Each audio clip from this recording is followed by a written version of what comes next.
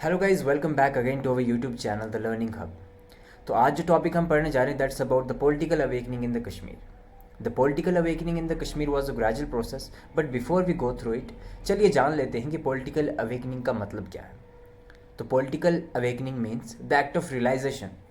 अब realisation of what?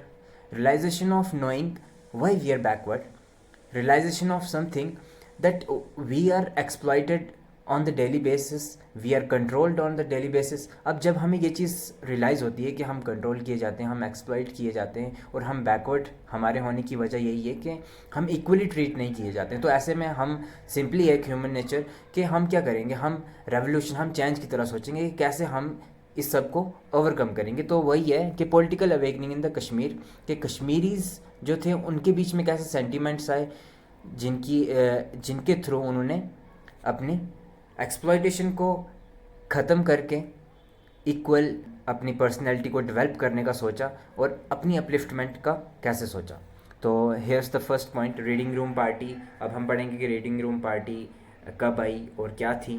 तो इसमें जो पहला पॉइंट है हमारा that's the growing sentiment of the nationalism and the movement freedom in the British India automatically impacted and influenced on the people of state, especially Kashmiris। तो देखो, अब जब उस टाइम पे ये महाराजा हरि सिंह के रूल की बात है, जब महाराजा हरि सिंह रूल कर रहे थे, जो कि डोगरा रूलर है, 1925 से 1949 तक उन्होंने रूल किया। वो एक ऑटोक्रेटिक रूलर थे। ऑटोक्रेटिक यानी कि एक ऐसा ruler who never care about the wishes and the opinion of the people।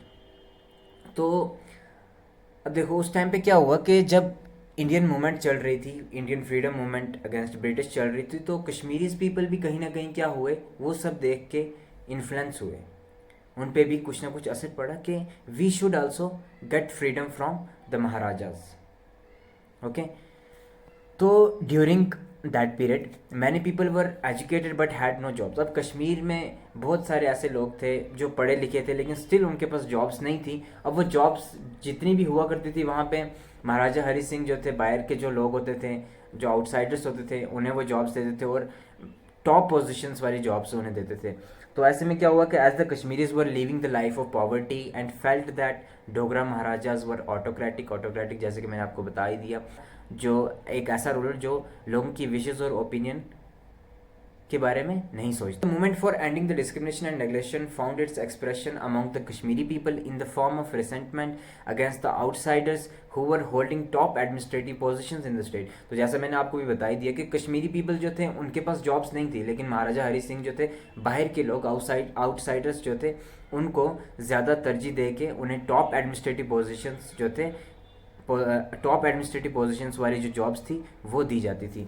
तो ऐसे में कश्मीर जो थे वो बहुत ज़्यादा मायूस हुए as the result of the feeling a movement non as Kashmir for Kashmiris and state for states people came to the force initially during the rule of Maharaja Pratap Singh and continued to grow during the period of Maharaja Hari Singh। अब जो ये movement है Kashmir for Kashmiris and state for states people, ये movement initially जो महाराजा प्रताप सिंह का दौर था उसमें आई थी और ये इस दौर में भी कहीं ना कहीं क्या होने लगी, डेवलप होने लगी, ग्रो करने लगी। किस दौर में? महाराजा हरि सिंह के दौर में। तो historians and the scholars have different views regarding the establishment of reading room party officially in the Kashmir. अब जो हिस्टोरियंस और स्कॉलर्स हैं उनके डिफरेंट व्यूज़ हैं रिगार्डिंग के कब रीडिंग रूम जो है इस्टेब्लिश हुआ है। तो इसमें कुछ कहते हैं कि ऑफिशियली जो है कश्मीर में रीडिंग रूम पार्टी जो है वो इस्टेब्लिश हुआ 1930 में in the month between April and May. तो and it's believe that the young educated Muslims of Kashmir valley use to assemble in the house. अब जो ये रीडिंग रूम पार्टी था, एक वो क्या करते थे, जितने भी यंग मुस्लिम्स थे कश्मीर के वो सब एक जगह पे मिलते थे और जिस घर में वो मिलते थे उस घर का ऑनर था, उनका नाम था मोहम्मद सिकंदर। और वहाँ पे मिलके वो क्या करते थे, डिस्कस करते थे about the French and Russian revolution, के वो रेवोल्यूशंस कैसे हुई। मतलब कहीं ना कहीं उन चीज़ों से मोटिवेशन लेते थे कि उन सब चीज़ों से क्या होगा कि हम कश्मीर का लोगों का जो कश्मीरीज़ का जो फ्यूचर है हम उसे डेवलप करेंगे, उसे बिल्ड करेंगे कि उनसे कुछ मोटिवेशन लेके। तो उसके बाद जो इसके मैन कुछ एक्सपोनेंट्स थे, पाथ फाइंडर थे, यानी कि जिन्होंने ये डिस्कवर किया वो थे। नेक्स्ट पॉइंट है due to illiteracy and backwardness The Muslims were left behind as compared to the Rajput and Kashmiri Pandits of the state who were well educated and well holding the top positions in the state service. तो अब जैसा already मैंने mention किया कि Kashmiris जो थे वो uneducated थे, बैकवर्ड थे, उनकी कोई भी ओवरऑल ग्रोथ नहीं की जाती थी, अपलिफ्टमेंट नहीं की जाती, पर्सनालिटी डेवलप नहीं की जाती थी. तो ऐसे में क्या हुआ कि सिंपली हमें पता है कि अब जब एक को हम डेवलप करते रहेंगे वो ज़्यादा डेवलप हो जाएगा और जो अंडर डेवलप्ड होगा वो अंडर डेवलप्ड ही रहेगा. तो ऐसे में जो कश्मीरीज थे उनके ऊपर कोई भी फोकस नहीं किया जाता था. तो राजपूत और कश्मीरी पंडित्स जो थे वो बहुत ही ज़्यादा एजुकेटेड थे, वेल एजुकेटेड थे और उनके पास टॉप पोजीशंस थी, टॉप एडमिनिस्ट्रेटिव पोजीशंस थी. तो as the result Muslim community was suffering from the economic stagnation, यानी कि उनकी इकोनॉमिकली बिल्कुल ग्रोथ नहीं हो पा रही थी, पॉवर्टी लाइन पे थे वो टोटली, मतलब बहुत ही ज़्यादा गरीब थे. And political backwardness, all this let them to think to have any kind of the organisation. अब यहाँ पे कहते हैं कि अब जब एज द रिजल्ट क्या हुआ, जब मुस्लिम कम्युनिटी जो थी was suffering from the economic stagnation and political backwardness. तो ऐसे टाइम पे इस सब की वजह से उनके अंदर कुछ फीलिंग्स आई. क्या फीलिंग्स आई कि भाई हमारी भी एक ऐसी पॉलिटिकल ऑर्गेनाइजेशन होनी चाहिए, हमारी भी एक ऐसी ऑर्गेनाइजेशन होनी चाहिए जो हमारी आवाज़ को बुलंद कर सके, हमारी आवाज़ भी लोगों तक पहुंचा सके कि हमारे साथ जो जुल्म हो रहा है और हमारे साथ जो डोमिनेंट हमें किया जाता है, डोमिनेंट किया जाता है, हमें कंट्रोल किया जाता है, वो सब ख़त्म हो, उस सब का खात्मा हो. सब्जुगेशन का मतलब हो गया कंट्रोल या फिर डोमिनेंस जो होता है किसी का. तो उसके बाद आता है कि रीडिंग रूम पार्टी ने लेटर ऑन क्या किया, शेख मोहम्मद अब्दुल्ला को अप्रोच किया. शेख मोहम्मद अब्दुल्ला जो थे वो was a most popular vibrant leader in the Kashmir by that time. तो उन्होंने उनको अप्रोच किया और मुस्लिम कॉन्फ्रेंस लेटर ऑन जो है इस्टेब्लिश हुई थी ऑन 1932 अक्टूबर के महीने में. After the 3 days discussion at Zaina Kadal, Muslim Conference was established formally on October 1932. Muslim Conference जो है वो 1932 अक्टूबर के महीने में इस्टेब्लिश की गई थी फॉर्मली. और 3 दिन की डिस्कशन के बाद जो के हुई थी, वो डिस्कशन कहाँ पे हुई थी, ज़ैना कदल में. ज़ैना कदल एक जगह है कश्मीर की, वहाँ पे 3 दिन लगातार डिस्कशंस चलती रही. और उस 3 दिन की डिस्कशन के बाद जो है मुस्लिम कॉन्फ्रेंस की इस्टेब्लिशमेंट हुई. कब, 1932 अक्टूबर के महीने में, जो कि हुई थी 15 अक्टूबर से लेकर 17 अक्टूबर तक.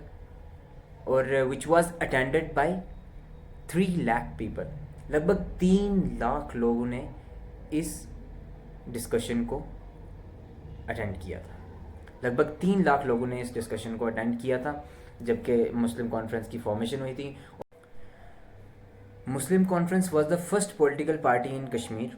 अब मुस्लिम कॉन्फ्रेंस जो थी वो सबसे पहली पॉलिटिकल पार्टी थी कश्मीर की जो कि एस्टैब्लिश हुई थी under the presidentship of Sheikh Mohammad Abdullah.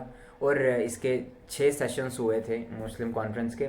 और उसके बाद है नेक्स्ट पॉइंट हमारा कि it provided a new ray of hope to the people of Kashmir which could end their subjugation, neglection and backwardness. तो अब ये जो मुस्लिम कॉन्फ्रेंस आई थी इसने लोगों को एक ऐसी उम्मीद की किरण दे दी कि अब जो है उनके ऊपर जो कंट्रोल किया जाता है, जो डोमिनेंस किया जाता है, जो उन्हें नेगलेक्ट किया जाता है सोसाइटी में, और जो उनकी बैकवर्डनेस है, उस सब को ख़त्म करने का, उस सब के खात्मे के लिए मुस्लिम कॉन्फ्रेंस ने उनको एक उम्मीद दी. तो उसके बाद the Muslim community was suffering economic stagnation and political backwardness, so they wanted to have some kind of the political organisation to highlight their issues. तो मुस्लिम कॉन्फ्रेंस आई उस टाइम पे. उसके बाद Sheikh Abdullah took guidance from Pandit Jawaharlal Nehru for the future force of the action for the party and acting upon the advice of the latter. तो उसके बाद क्या हुआ था जब मुस्लिम कॉन्फ्रेंस आई थी 1932 में, उसके बाद जो शेख अब्दुल्ला थे उनने पंडित जवाहरलाल नेहरू से भी इस मूवमेंट के रिलेटेड, जो फ्रीडम मूवमेंट थी उनकी महाराजाज़ के अगेंस्ट, इसके रिलेटेड उनने पंडित जवाहरलाल नेहरू से भी एडवाइजेस लिए थे. तो पंडित जवाहरलाल नेहरू ने उनसे कहा था कि आप अपने इस मूवमेंट में जो है नॉन मुस्लिम्स को भी जोड़ो. तो ऐसे में क्या हुआ था, जो शेख अब्दुल्ला थे उन्होंने decided to change the name of his party from Muslim Conference to the National Conference in 1938. तो 1938 में उन्होंने मुस्लिम कॉन्फ्रेंस का नाम चेंज करके क्या रखा, नेशनल कॉन्फ्रेंस, ताकि जो नॉन मुस्लिम्स हैं वो भी इस मूवमेंट के साथ जुड़ पाए. और इसमें अब सिंपली हमें पता चल गया कि political awakening in the Kashmir क्या था. अब पूरा हम इसको ब्रीफ करते हैं कि सबसे पहले कश्मीर के जो लोग थे उनके पास जॉब्स नहीं थी, जॉब फैसिलिटीज़ नहीं थी, बैकवर्ड थे और उनको कंट्रोल किया जाता था, उनको एक्सप्लॉइट किया जाता था। तो इसी वजह से जो कश्मीर के लोग हैं उनके अंदर सेंटीमेंट फीलिंग्स आई कि भाई हमारा भी जो है ऐसी ऑर्गेनाइजेशन होनी चाहिए जो हमारी आवाज़ को उठाकर, आवाज़ हमारी को बुलंद करके जो है हमें इंसाफ दे सके और हमारी भी कोई पहचान हो, हमें भी जॉब्स वगैरह मिलें। जबकि आउटसाइडर्स जो थे उनको टॉप पोजीशंस वाली जॉब दी जाती थी और कश्मीरीज को वहाँ पे नेगलेक्ट किया जाता था। तो यहीं पे हमारा जो ये political awakening in the Kashmir है ये ख़त्म होता है। तो होप्स हो कि आपको समझ आया हो एंड बहुत जल्द हम बाकी भी टॉपिक्स लाएंगे, बने रहें साथ में। और वीडियो अच्छी लगी हो तो प्लीज़ लाइक, शेयर और कमेंट ज़रूर करें। Thank you so much.